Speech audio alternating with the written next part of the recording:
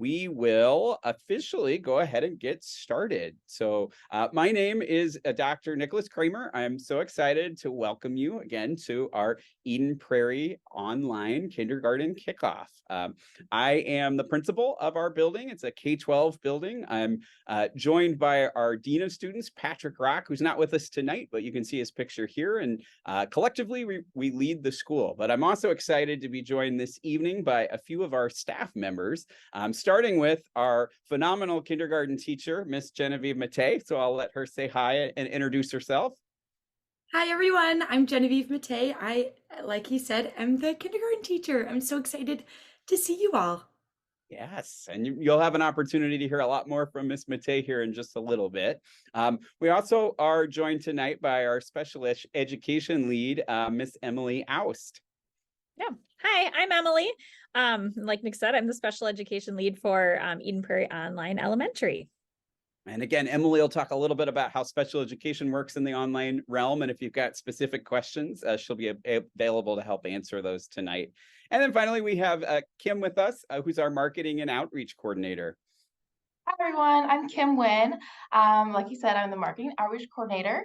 But during the presentation today, we will have a moment for questions. So feel free to just throw them in the chat whenever, or when we get there, you can feel free to unmute as well.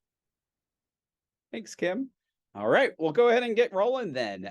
We're super excited that you are interested in joining an amazing school district, and we don't say that lightly. Our mission in Eden Prairie Schools is to inspire each student to learn continuously, so they are empowered to reach personal fulfillment and contribute meaningfully to our ever-changing world. And those are words that we live and die by. They're all over our district, and they're words that we take seriously, not just in our in-person schools, but also in our online environment. We really focus on that each and every student, each and every family that's part of our district. And we are working to inspire you to do all of the things you see in this mission.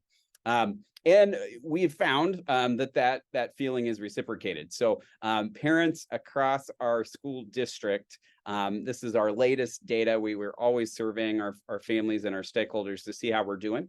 But you can see we've got high levels of satisfaction among our parents, whether that means they would feel comfortable recommending our school system to a friend, or they believe the value that we have is beneficial, or they're trusting our school district to do what's right.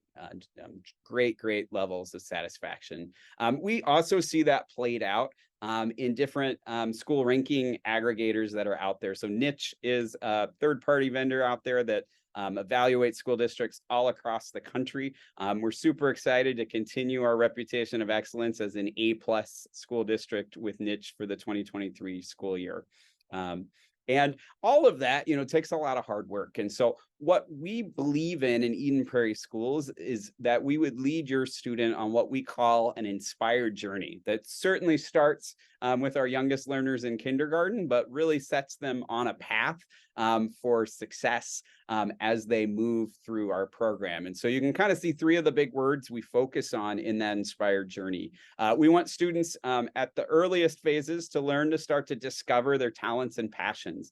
And that happens in sort of academic settings, but it also happens in less academic settings. We've got a number of things you'll hear about in our programming that allows students to really kind of start to explore interests that they might have, so that as they start to get older, right, they move into that exploration phase, and then finally that pursuit phase. And so at the high school level, we've got all sorts of opportunities for students to really pursue those in real world settings. And so it's a thread that runs throughout our program, but absolutely starts with our youngest students in kindergarten.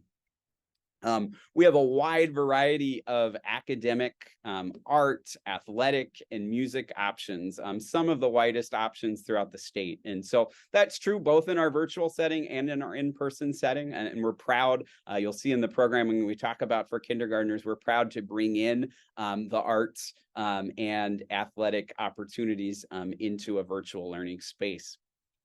We have Personalized learning is kind of the focus of our district. So again, that inspiring each student. And so we don't just want to meet state standards, we want to exceed it. We've got a long reputation. When you look at standardized testing measures, when you look at those parent and student feedback surveys, when you look at the amazing things our students are doing when they eventually graduate with us, of really helping students to grow each and every day, individualizing the instruction they have to students' own learning needs, their passions and their interests, and to make that learning student-centered. And in fact, we feel we even can do a better job of that online than we can even in our in-person setting sometimes. We pride ourselves on our ability to get to know your family and your students really, really well, and to cater what we're doing around that. We also are extremely proud to say that we have some of the lowest class sizes in the state, and especially in the metro area. And that is true of our virtual program. So there are a lot of online programs out there that will kind of load up rosters because it's a virtual space. We use the same class size targets that our in-person schools do. And in our district, that would mean at a kindergarten level, you're typically looking at a class size of about 18 to 20 students. I think right now we have 19 in our current kindergarten cohort class. And so we know, again, to do personalized learning well, you need to have the time and the space as a teacher to really get to know each of those families. And so we believe small class sizes is a key ingredient there.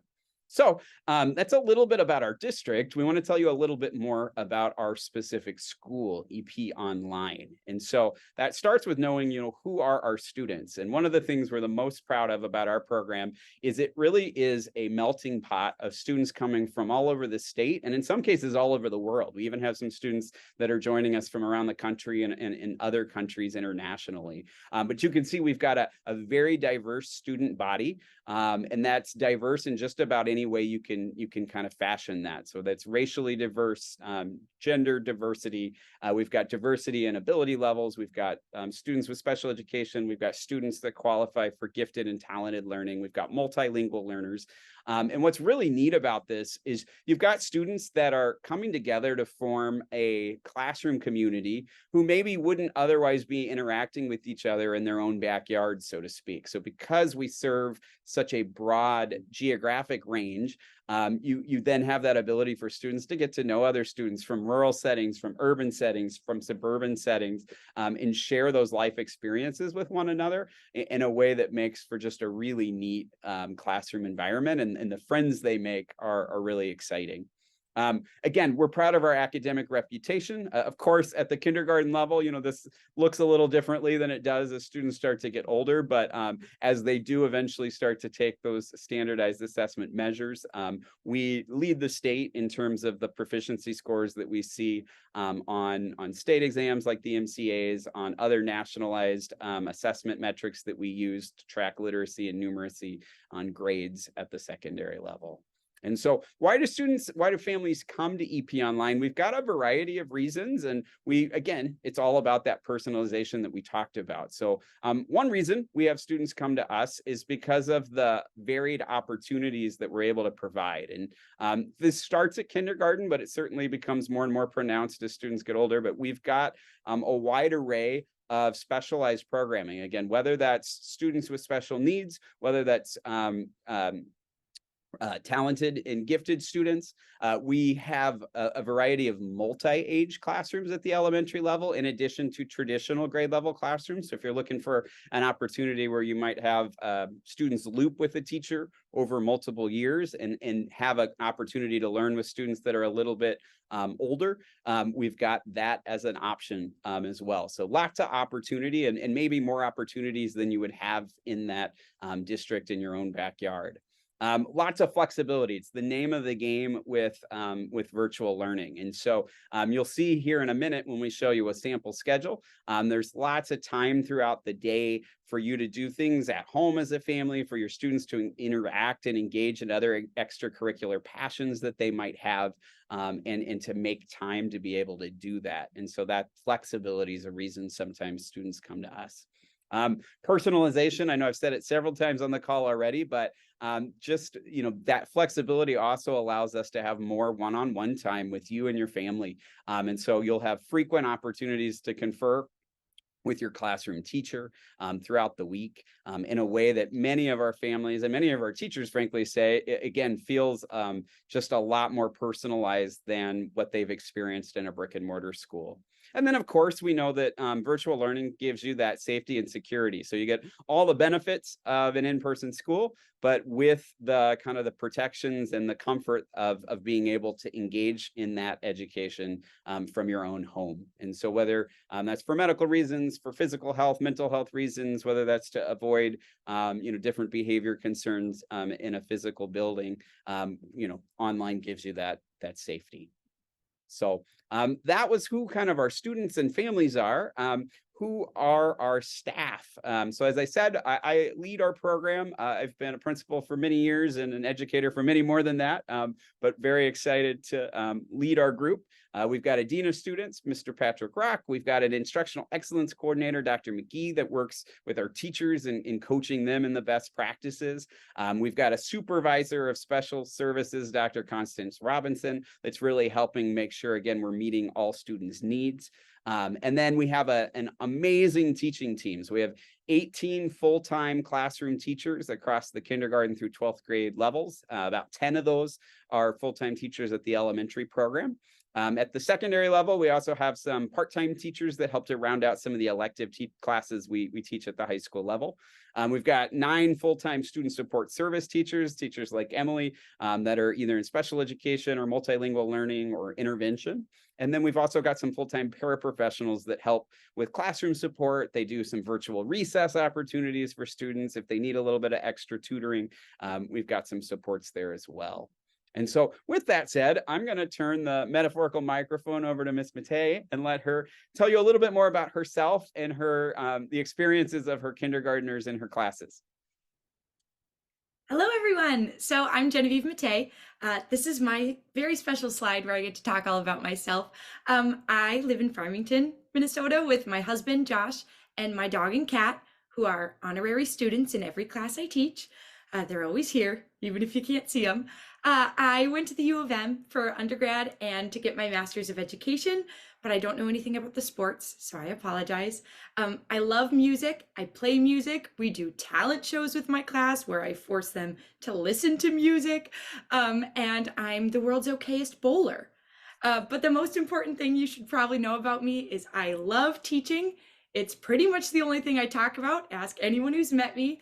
And I love making it a fun experience. Teaching kids to read and math is one thing, but making them love school is way more. Kindergarten sets the foundation for what their experience is going to be like. So to start that off on the right foot and do ridiculous things like dress like we're 100 for the 100th day of school is just part of that experience. So very enthusiastic about kindergarten, if you couldn't tell. Our typical day. So we start every single day with a morning meeting. Kindergarten starts at 9, which I feel has worked out very well. That's usually when a kid can be up and running. We do the basic stuff. We talk about our schedule for the day. We talk weather, which is super cool when you have students all over the state. And also last year, one in India, this year, one in Florida. It's such a cool experience to talk about what things look like for us. We talk about days of the week, we practice our numbers, and every part of our morning meeting is connecting to reading skills and recognizing our numbers and learning how to listen to others. We move into our literacy next, which is usually a story based on comprehension. It'll teach either a social skill or be me checking, are the students picking up on the things I'm reading? After that, we have a break built into our schedule where students will get individualized reading support. So whether your student comes in knowing no letters or they're reading like a 5th grader, we will meet them where they're at. They get put in a small group with their friends to work on the reading skills that meet them where they need to be. After that, they go to their specialist class, which is something all of them are super enthusiastic about because they get to meet a new teacher, go on a different call, sometimes meet new kids. Our specialist classes are Spanish, music, art, and gym, and they go on 21-day rotations. So they get 21 days to get all into the routine and meet a new teacher and try new stuff. When they come back, we do writing class. That's either handwriting or working on writing based on a story we read. This week, we read a book called Round as a Mooncake, and we wrote about different shapes that we saw around our house, and they get an opportunity to share their own writing and the things they're seeing around them. After that is their lunch break. It's 45 minutes. It can be a lunch break. It's whatever they want it to be. They come back for social studies or science, or they get to either be working on things like learning about problems with why plants aren't growing or animal species are going away, or learning about how to be a good citizen in your community and how to make friends. Our final class of the day is math. They work on their numbers, they learn their math, and we always end our day with learning games. You should see how dedicated my students are to the tic-tac-toe tournament. Oh, it's heated, and it quickly teaches them how to show any number on their fingers. Who'da thunk? This is a more broken down version of the schedule. It's kind of a lot to look at, but it really is. After 2 weeks, your kindergartner is going to know it better than you do. They will know. And then if you're 1 minute late, they will be upset. So they are ready for it. You'll notice that on Wednesdays, we have something called discovery sessions built into our schedule at 2 o'clock.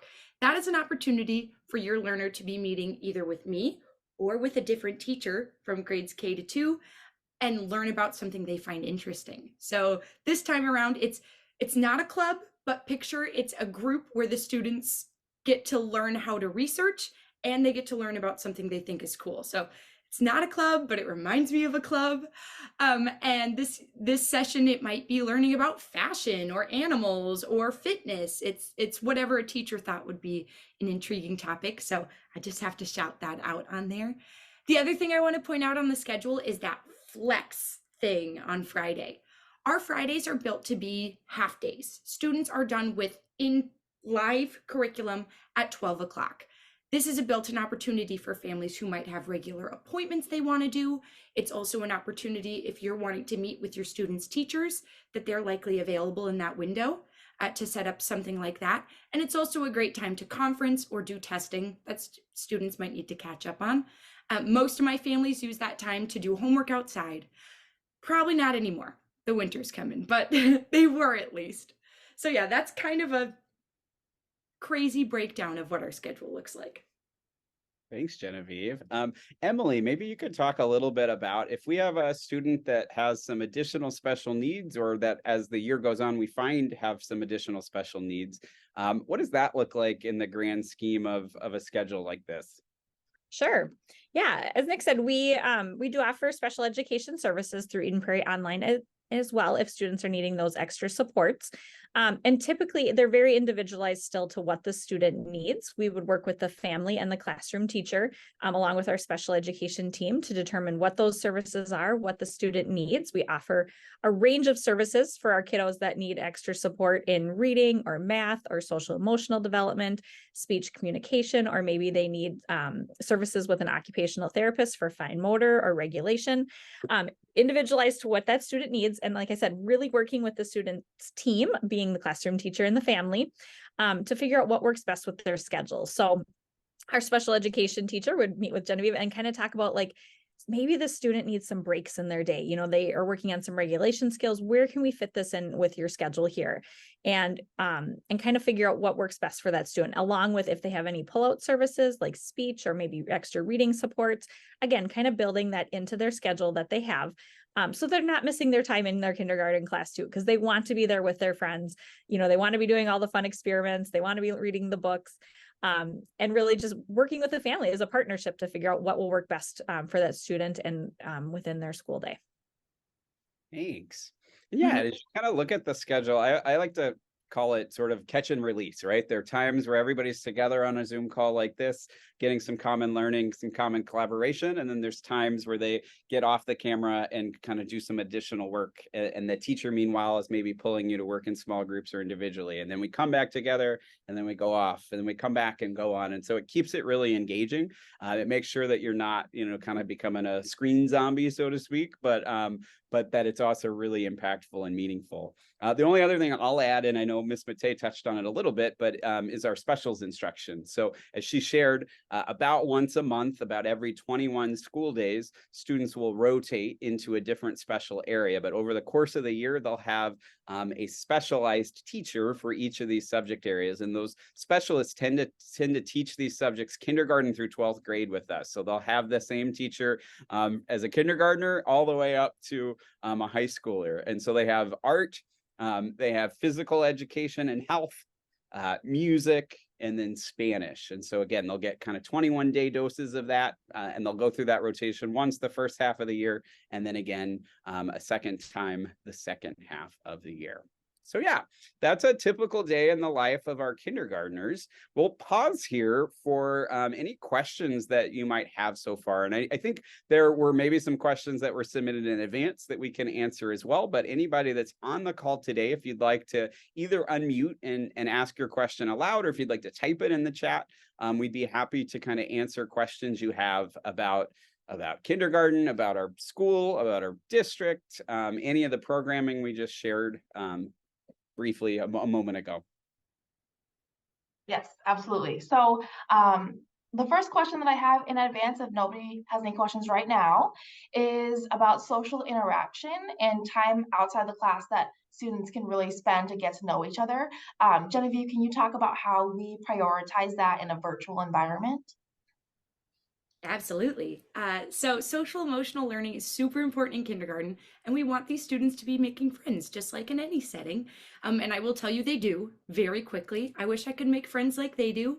There have been opportunities where students have coordinated to meet outside of school to do things, but there have also been opportunities where students will ask, can you hop on a Zoom or schedule a Zoom so me and my friend can meet, and I'll just sit in and pretend I'm not there and let them get all their chatting out.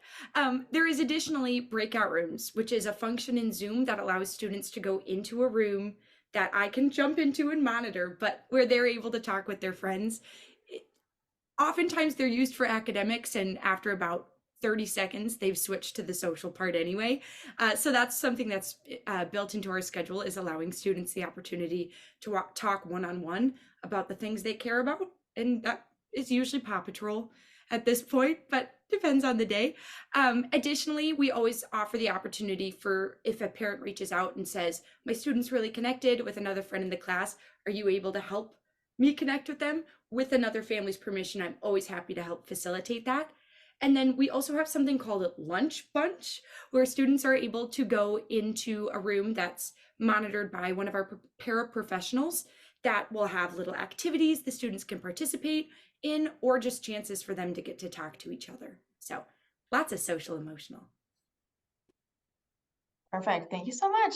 The next question I have here is, Emily, you touched a little bit about this, but can you talk more about if a student already has an IEP, or if they would like to form one, or just what that process looks like with you? Sure, absolutely. Yeah, if a student is coming in with an IEP already, maybe they received services in preschool, before they would start, we would meet with the family and our special ed team to talk about what services did they get, especially if they're coming from maybe an in-person preschool setting into a virtual kindergarten, and talk about how those services might look the same or different just based on the different environments, because there are some things that you just can't replicate virtually that you could do in person. Or if there's things that we need to get to a family, maybe a student requires some adaptive equipment, how can we set that up to make sure those things are in place? Or if they need a different access method than just their iPad.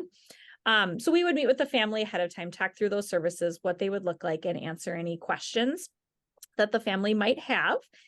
If a family has concerns about their student and they're not currently in special ed, typically the place to start would be with the classroom teacher, and then the classroom teacher will bring that to what's called our MTSS, or multi-tiered systems of support team, which is a team of individuals throughout the school that support the teacher. It's kind of almost like a think tank for teachers, where if they need to figure out different supports or strategies, they can help with that student being successful in the classroom.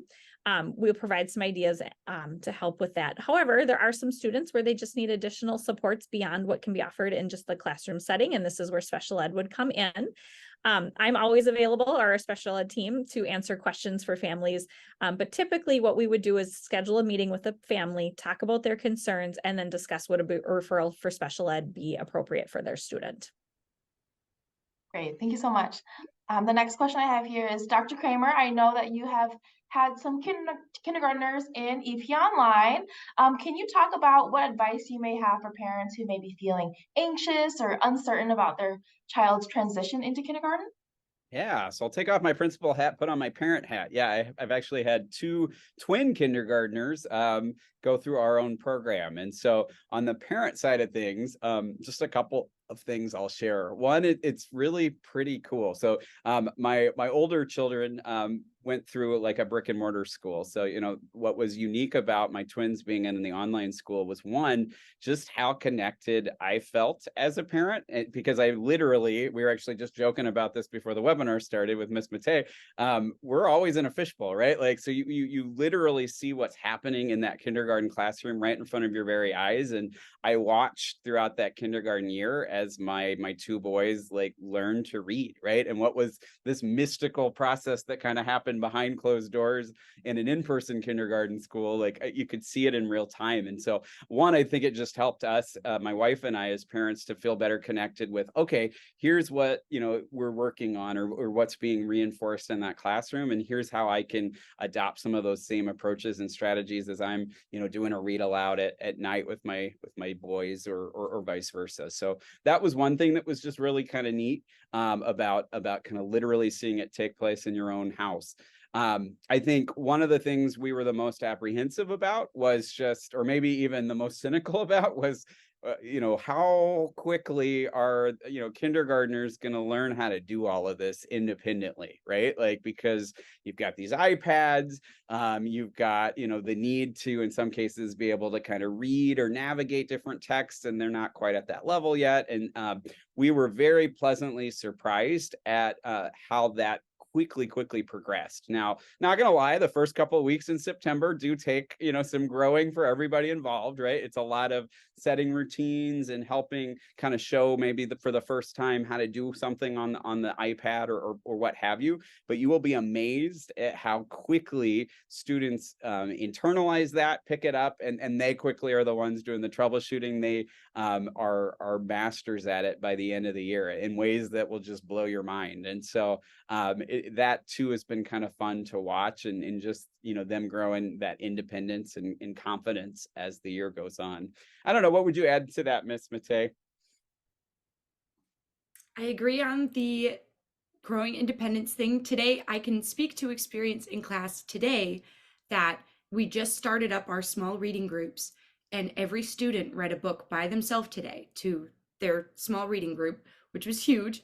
And just hearing even the parents go, they couldn't even believe it, because it's only been, this is our 9th week of school, and some of these kids didn't know any letters, and now they're reading a whole book and confident enough to do it in front of their friends. And I feel when I was a child, my mom would say, "What did you do at school today?" And I'd say, "Nothing." And that might have been what I did. So the parents are just a lot more aware of what their students are doing and get to be more involved, or to whatever level a family is feeling comfortable. That's the beauty of the model, is that your student might be super outgoing and want to be involved in every single extra thing they can, or they might be a little more reserved and not want to be so forward in everything. And we offer the chance for them to be whatever they want to be. All right. So the next question I have here for Genevieve is, how do you communicate with parents and keep them involved, whether it be parent meetings or emails? So the families get a weekly email from me. I mean, they get way more than one email a week, but the weekly email they get breaks down a full picture of the schedule with every single class time on it. It lets them know what books we're reading that week in case their child's going to miss a class and they want to make sure, you know, oh, they're going to read it again tomorrow. They'll be able to make up for it, or maybe I want to make sure I have access to this. It breaks down every single homework assignment. It has pictures to label what is going to be due. And then I additionally break down every single thing they might need to know for the week. Like, your student will need their handwriting packet on Monday. So that's the big email they get Sundays before noon. That lets them know what's going to happen throughout the week. Some teachers call it a peak of the week. So that just lets them know what's going to be happening. Additionally, I'm on my email far too much, and I email families anytime something might come up. We also have access to an app, I would call it, called Talking Points, that allows text messages to be sent to families. And that can include whether you need something translated because there's another language spoken, or just because checking email is a lot and people are more inclined to see stuff on their phone. So we have a variety of methods for communication. The primary one I would say would be email. And so if you join the class, get ready to check your email a lot, but Talking Points is another option as well. All right. Nick or Dr. Kremer, I have another question for a fellow parent. How would you recommend parents to prepare their students before they start school? Do you have any tips and tricks? Yeah, that's a great thing. One of the things we'll talk about at the end of the webinar today are just some opportunities you'll have throughout the rest of this school year if you want to even come in and observe what this looks like. And that's a great way to kind of help students visualize and get a mental model, so that it's a little less scary and just so they, you can kind of know what to expect. So certainly taking advantage of those opportunities. But one of the things that we found was really important was to establish a space in our home for where learning was going to take place. And again, whether that's, a desk or a table and I said we had twins, so we quickly just learned, we probably wanting to divide them, both so they're not distracting each other in person, but also so there's not like feedback on their iPads on the call. And so we had one of our boys would be up in his bedroom with a little table area that we kind of had, and then the other boy was at our dining room table, and then they would alternate who was in each spot. But in each spot we would have like a little kit area where we would have like any physical materials they might need. We provide as a school a lot of those materials. So there are some workbooks we'll pre-print. There's like a whiteboard and a little whiteboard marker that students will use at times. And then there's a few things we'd ask you to have yourself as far as like art supplies and things like that. And so just having a little place where all of that's easily accessible for if, Miss Mattei or one of the specialist teachers is calling for you to need that at a particular lesson. But yeah, just having that space is key. And then, that organization of your time, I think, is also key. And so as you get to know who your teacher will be, they'll share kind of what that schedule is. And so every family is a little bit different. For us, we found at first it was really helpful to even kind of set little timers on the iPad so that it reminded students of, okay, 5 minutes before you need to be on a Zoom call again. And so they knew kind of how to manage and expect that. We had kind of a master whiteboard in our kitchen too that kind of kept track of where students needed to be at certain times. And that was helpful for us as parents. Before I ask the next question, just want to remind you guys that feel free to ask any questions, throw it in the Q&A or chat or unmute yourselves. But the next question is for Emily. So can you share any success stories or examples of progress that you've seen in kindergartners that have special needs? Yeah, I think we have several success stories. I think the biggest thing is when we see success is when it like everything just clicks and it falls into place. When we get the student what they need and we see that success, they're participating in their classroom. Or I love the stories at the end of the year when I get to join IEP meetings and I hear Genevieve and the special ed teacher talk about here's where the students started and then here's where they're at the end of the year and how much progress they've made. And sometimes those students, we have some kiddos that are under a disability category called developmental delay, which they age out of at the age of 7 just by Minnesota State rule, and then they have to look at something else. But for some of those kids, they've made so much progress, like they don't need that support anymore. And those are like the big success stories for kiddos in kindergarten. Maybe they, by the time they hit first grade, they're not needing as much support as they did. Or, maybe when they first started, if they receive speech services, sometimes maybe they're really hard. They have a hard time being understood by their peers and their teachers just because of the skills they're developing with their articulation. But wow, by the end of kindergarten, the teacher's like, I can understand everything they're saying. Like, this is so great. They've made so much progress. So it's those kind of stories where I think we have a lot, and they happen in the online environment, just like they would in an in-person environment, which is the really cool thing. Thanks, Emily. And, speech services is probably one of the ones that is most outsized, like when it comes to kindergartners and younger learners. Do you want to share a little bit more about like what that would look like if you had a student that qualified for speech needs? Yeah, absolutely. Yeah. So we have a speech therapist on our team here at EPO, and she works with kiddos that need either, I mean, kind of the biggest area usually is those articulation needs. So where kids are saying maybe their sounds incorrectly in words or haven't quite learned how to make a certain sound in their verbal speech. And so she will work with them on that, and so that they're understood by their peers and their classmates and those around them or working with them. And again, it works just like anything else. She would work with the classroom teacher to find a time that would be appropriate for them to meet her in a different Zoom link, either one-on-one or in a small group, just depending on need. Typically, it's with kiddos usually around the same age, maybe not always kindergarten, might be like kindergarten and first graders, just kind of works on scheduling, but typically it's around their same age. And they would work together doing different activities, whether it's reading a book and then using some of the words in the book to practice those speech sounds, or if they're working on language skills, they're receptive, what they understand, and their expressive skills, how they express themselves. She'll use a lot of the things that maybe Genevieve already uses in her classroom, like talking about, oh, you guys were doing this science experiment. Tell me about it. Let's practice our speech sounds within that activity and when you're sharing about it. And also collaborating with families and parents on how to support those communication skill development at home, whether it's additional things they could practice or just different ways to target skills in that home environment as well. All right. This is for principal, Dr. Kremer, principal hat now. We have a question about safety and data, especially in the online environment. So can you please talk about how we protect all of our students online?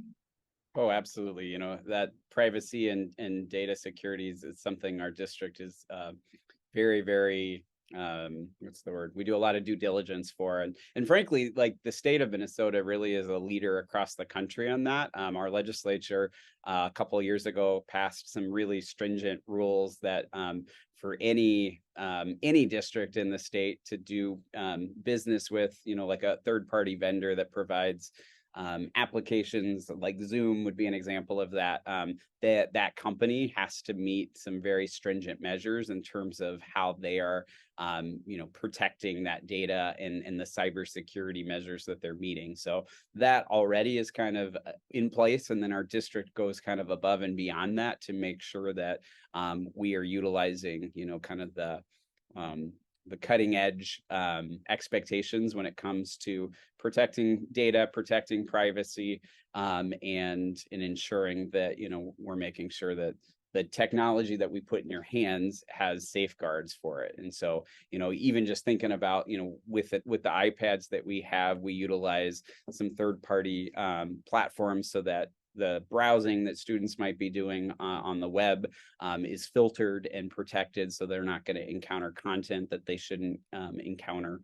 And so things like that are things that our tech team is working kind of around the clock to make sure that we're good on. And this might be a good place to also just mention, we do have a full-time dedicated tech support person for EP Online. And so if you ever run into any difficulties, probably less on the security side of things and more just on like troubleshooting, hey, this isn't working, or my password's broken, or things like that, we've got somebody that you can either call, meet with in person, Zoom with during school hours every day that can quickly help you resolve those issues. So then we have a question in the chat.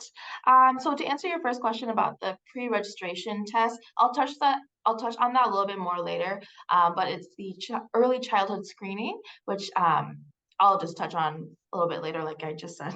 But the next question is for Genevieve. So her question is, for kids who speak a different language in an online class setting, how will we make sure that they don't feel isolated? Awesome question, because that is something that comes up every single year. I typically have 2 to 4 different languages being spoken in my class. I haven't had a single year where I didn't have students who qualified as English language learners. Isolating, never. The most exciting thing ever, yes. It is so cool to get to bring that kind of stuff into the classroom. While sometimes if a student doesn't speak English as a first language, it can take them a while to get acclimated to how much English I'll be speaking. It is an environment that's built to support that. We have an awesome team who will provide EL services. Jenna Marias is fantastic and works with that. And additionally, it's something we want to celebrate in our classroom community. I mean, our students are taking Spanish class, yes, but this year I think this year's got to be the most languages I have spoken in my class. And there are opportunities to celebrate that and share that, opportunities to read texts by authors who aren't from, who aren't native English speakers. I think back on last year, I read a book called My Friends by Taro Gomi, who's a Japanese author, and saw a child's face light up. I had no idea why. I was like, I had never heard of the book before I implemented it into my classroom. And this author is super famous in Japan and beloved. It's the like a Dr. Seuss kind of vibe. And then we brought in more texts by that author and got to share more stories that connected to something that was important to her. And that student, I've had students who come in not knowing a single word in English, or maybe they only know academic language. They've been learning their letters and shapes and numbers, but they don't know how to socially interact with other students. And I will say by the end of the year, they will be talking your ear off and making friends in both their native language and English. So it's very important that it's never something isolating. It's the coolest thing ever. Being multilingual is fantastic, and that should be celebrated. Absolutely. Thank you so much. And so the last question in the chat here is for Emily. Her question is, how do you identify if special education is needed in an online setting?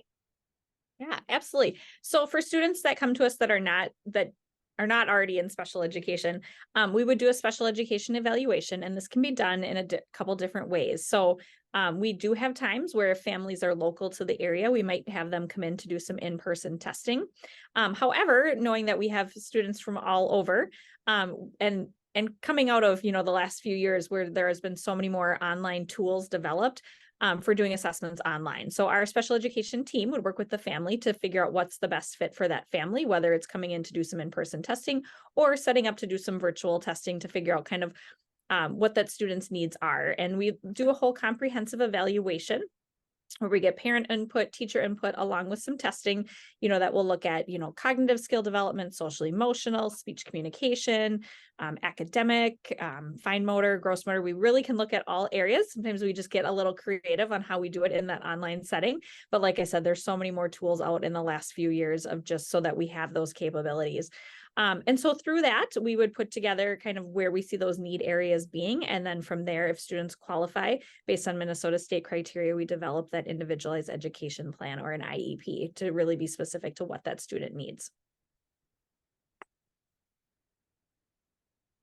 Okay. That was the last question that we have. But if you have any additional questions after the presentation or just maybe tomorrow, you can go to edenpr.org/kindergarten and you can see the information for our Welcome Center. So you can either stop in or call or email them as well. All right, so you can see here on the right side is the picture of our kindergarten booklet.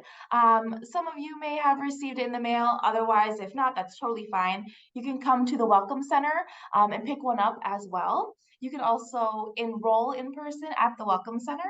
And so on the screen here is everything that you will need for the application. And this year it is all mobile friendly. So there's the link once again. You can just go there and apply directly online. And then to answer your question before about the early childhood screening, so this is the step before or after you complete the enrollment process. It is completely free. It is a screening required by the state of Minnesota before you enter kindergarten. You can make your appointment at edenpr.org/EC screening or call that number. Otherwise, if you're not local to Eden Prairie, you should be able to just call your local school and set up an appointment that way, or find another location that's close to you as well. And so there are many reasons why you should enroll early, but just a couple would be the main would be to give us extra time to make sure that we have the best staff and the best teachers available for all of your students. We're always looking, or not looking, but we always want to make sure that we have the best talent available to help your students grow and to inspire each of your students. And as you can imagine, if we have all of a sudden 50 students enrolling the last day it closes, it might be a little difficult. We can definitely do it, but having a lot of time would be awesome. And also to be connected to our community and receiving any emails or communication about future events as well. And I heard that if you enroll by May 1st and you stop by the Welcome Center after May 1st, you'll get a gift or a little surprise for your kindergartner. Heard it's really cool, so just keep that in mind. All right, as we start to close the webinar tonight, you've heard from us as educators and parents, but we want to let you hear a little bit from our kindergartners themselves. So this is a little welcome message that Miss Mattei's kindergartners put together for future kindergartners. Here we go.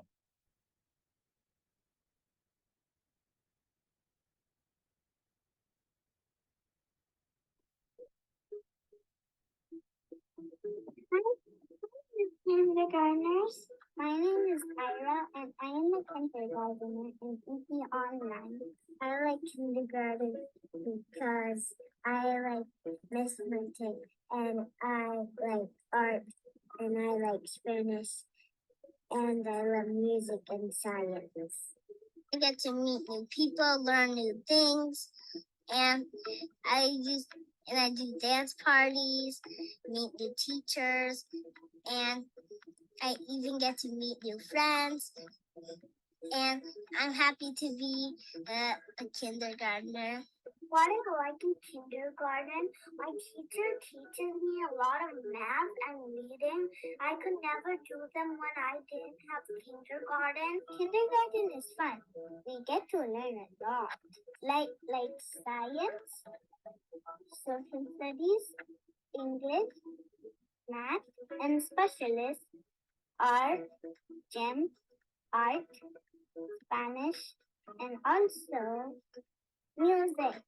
I love breakout rooms. Breakout rooms is where Miss Mattei puts us in a breakout room and we meet to the surroundings.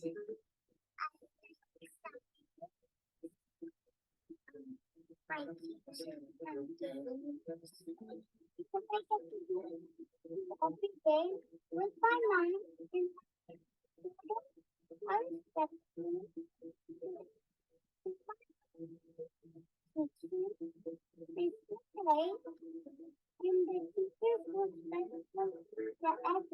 and I also love my teacher, Miss Mattei, a lot.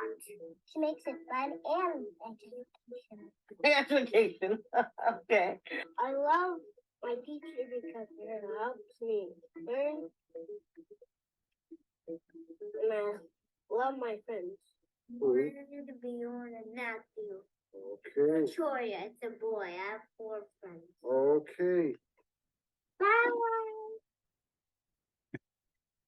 Always makes me smile.